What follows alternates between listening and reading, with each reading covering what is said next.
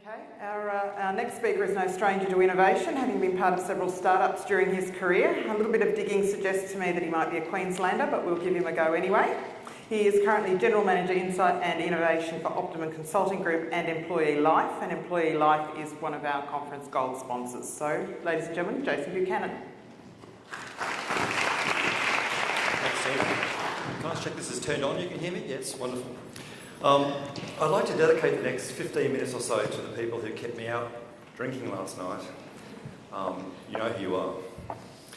I'd actually like to start with a quote if I can. I'm just going to read this. It is change, continuing change, inevitable change, that is the dominant factor in society today. No sensible decision can be made any longer without taking into account not only the world as it is, but the world as it will be. So I'll just read that last part. No sensible decision can be made any longer without taking into account not only the world as it is today, but the world as it will be tomorrow. So that quote is from a guy called Isaac Asimov. Anyone know Zach? Right. Zach was actually big in the science fiction world. He wrote about 500 science fiction books. And the thing about Zach is he died in 1992. All right, so that was before mainstream internet, before the iPhone, before social media, before social networking. And I wonder, what would he think if he was alive today, based on a quote like that? Would he be thinking to himself this question? I'd like you to try this on for a minute. It might be either as an individual or as an organisation. I've been listening to quite a few of the talks, the fantastic talks in this conference so far. And we've been talking about the changing future of research and changing elements of big data and those sorts of things. And I know that if you think about the change that you've had in your own careers or your own work in the last 10 years, things have changed quite a bit for me. 10 years ago, I was starting with a small startup in London called Research Now. 10 people at the time. And that business has gone on. I've been associated with a couple of other startups, and those startups mean that there's new businesses coming into the world all the time. Over this last 10 years, probably the thing that has made the biggest impact to my career is that little colourful head that you can see at sort of the top of the screen. Because I've developed this obsession with what neuroscience is teaching us about ourselves and our brains at work. And what I guess the best thing I can share out of all of that knowledge that I've gained over the last couple of years is that our brains are in fact plastic. I think a lot of you already know that our brains can change. Your brains are changing right now. Mine changed quite a bit last night after the beers.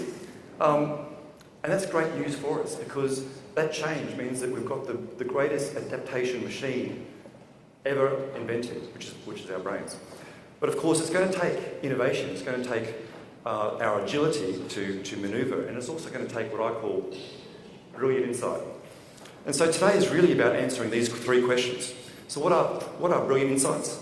How can I have more of them, and why are they important? And I'm going to start with that last point if I can. Peter, earlier this morning, you saw his presentation, Peter Harris, was talking about the age of the customer. I absolutely believe that. But there's also some commentators who are saying we've moved through the information age into this thing that we're referring to as either the imagination age or the wisdom age. Okay, so where the wise application of knowledge, ideas and insights are key. Because the internet is woven into into our lives so intrinsically that access to information is not necessarily the battleground anymore. Whereas information used to be power, and in many cases it is. The wise application of these knowledge, ideas and insights are going to be key. So the ability to be able to filter out the information that doesn't mean anything and take on the information that matters is going to be key. So I must admit, I've actually developed this obsession with what brilliant insights are and what they mean to us as individuals, and also what it means to us as consultants and also as organisations. And I'm not talking about the type of insight where 1 + 1 = 2. I'm talking about that magic insight, that one you have in the shower, when you're driving home, where that idea that shoots to the surface of the mind through that aha moment. And there's some really cool research that's being done in this area. Okay, one of my favourites is the freestyle rap. Right, they stuck some freestyle rappers with some EEG machines and looked at how you synthesise new bits of information. And the one I can't point to, but the one at the top there, if I could point to me. That's okay. That shot of chemistry in the mind is actually one that comes from a different part of the brain that logically, sequentially works through problems. So there's some other thing that's going on in our brain which is actually leading to these flashes of brilliance. And while sequential problem solving is really important, in fact we use it every day, if we are in the imagination age, then we need to be listening to those more and more often. So what do we know about aha and insight? What we're basically looking at there through all the research is showing that that moment just before that flash of brilliance, the gamma part, so on the top graph there is that green part, the thinking part of the brain sort of has this little brain blink, if you like, and that shot of inspiration just shoots to the surface. So the science is telling us that it's a different type of insight.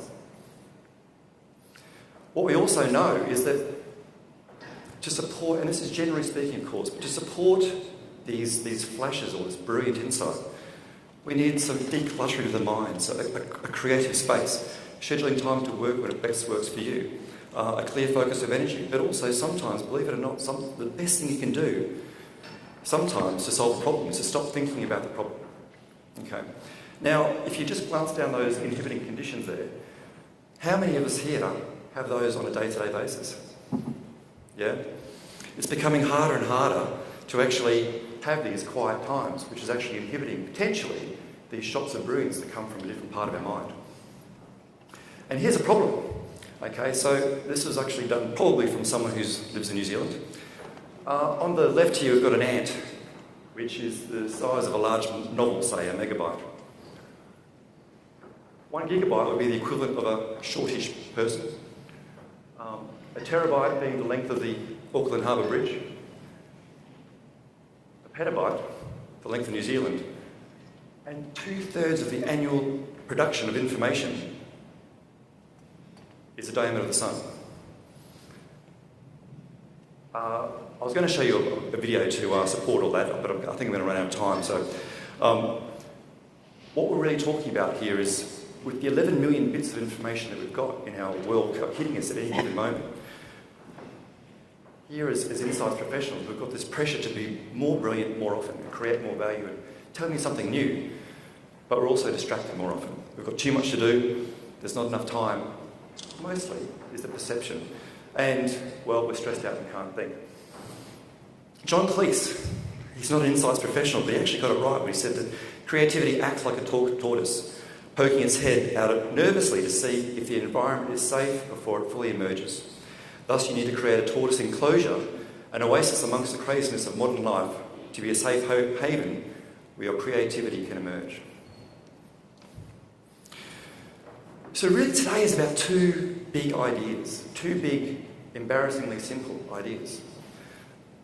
Each day, within your own businesses, for yourselves and within your clients, there's an untapped resource, generally speaking, that can be put to better use in order to be able to collect some more information about things that might matter, which may be able to generate more brilliant insights. And what I'm referring to is this internal collective brain. Okay, I've learned a lot about the consumer insights world over this last sort of couple of days. But also, some of the best ideas I've actually seen for our own business have come from the employees that speak directly to customers. Yeah. I think most of you would have heard the stories about people who have won competitions to save money for the business and as a result got little bonuses or whatever. And most businesses have suggestion boxes. Most businesses do employee surveys to check culture and those sort of things. The bizarre thing is that not too many organisations seem to be really tapping in properly to this amazing collective brain. And I'm not talking just with your clients, if you're an agency side. I'm also talking within your own agency practices as well, or within your own teams. The problem is, with so much to do, we need to be able to do it in a way which is simple and convenient for everyone. Based on what we know about these brilliant insights, if you do need a quiet mind in order to be able to generate them, generally speaking, That's why they come at the most inopportune times. We've got much more and more to do, which means that we've got this situation where an idea, a fantastic idea, might come outside of the work environment, or at a time when it's least being expected, or at a time when it's actually not being asked directly by a survey or by some other internal research practice.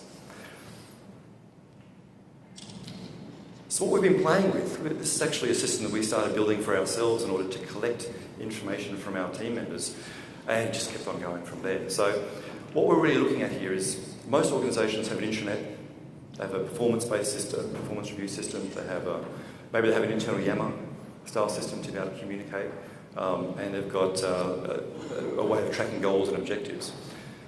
And what we thought of is, well, why wouldn't you just throw all of that into the one place?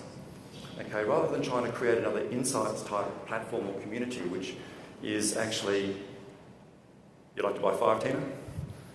Wonderful. Or rather than trying to create another insights or other platform that employees would have to use and get distracted by, why can't we actually create a platform that the organisation would use, and by doing what they normally do as part of their normal working day, they can actually, we can collect the information. So what you're seeing up there is the same system that we're actually able to update people on. It's the same one that we can collect ideas, a hashtag idea, which we can report on. And someone can do that through their phone, it's an app, or any time of day or night. And we can make sure that the thousands of ideas that are relevant to the organisation in order to improve the experience for customers, ultimately, are being captured in a way that doesn't burden employees, and in a way that we can make sure that we capture everything we need to know. It also just happens to be the way that my weekly report and my team's weekly reports are conducted, and it's also the way that we interact directly with our clients. So from one platform, I'm actually able to speak to our team. We've brought in our clients, and we've brought in some employees as a mini community from our clients, all into one platform without having to manage multiple platforms. We also built a little tooling that HR people can use if they want to do some employee research and customer or culture research if they really, really want to. So it sounds like I'm going to finish up a little bit early. So in summary,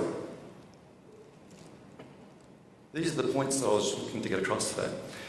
The ability to generate insights is going to keep us relevant. So these brilliant insights, these insights that we've got to listen to that come from deep in part of our brain, that sometimes get neglected or ignored.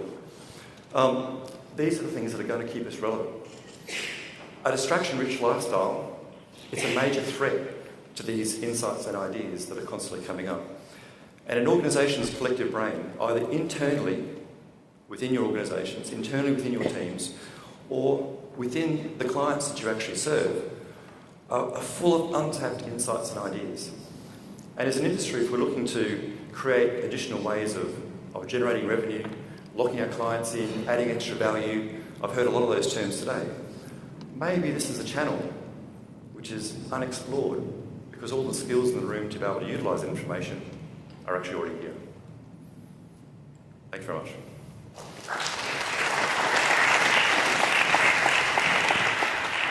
Thanks, Jason. Do we have any questions for Jason?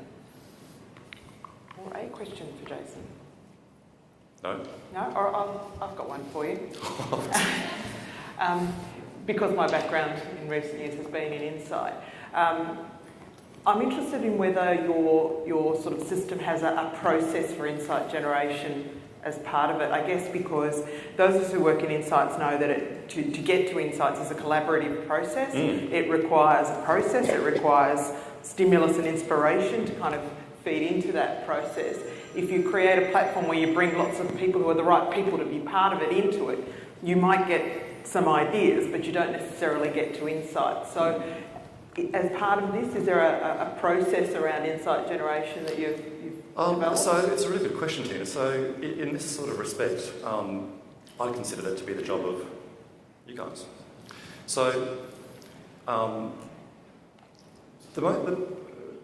today's interesting because I wanted to share the concept of the fact that there's this untapped resource of people who are constantly talking to customers who actually really do know what's going on. They tend not to be spoken to in that way. So